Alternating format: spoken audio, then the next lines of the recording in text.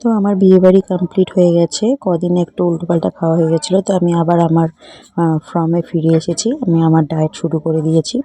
তো দেখো এখানে ওটসের চিল্লা বানাচ্ছি। ওটস প্রায় 2 চামচ নিয়েছি, আর তার সাথে একটু ক্যাপসিকাম, গাজর, পেঁয়াজ, একটু কড়াইশুঁটি এগুলো দিয়ে একটু নুন দিয়ে ভালো করে ফ্যাটিয়ে নিয়েছি। একটু তেল দিচ্ছি, জাস্ট সাদা অল্প একটু তেল দিয়ে। তো এর মধ্যে তেলটা গরম হয়ে গেছে আমার, এর মধ্যে আমি দিয়ে দেবো। তো এটা ভালো করে আমি ওই করব, গরম করে এপিঠ ওপিঠ গরম করে নেব।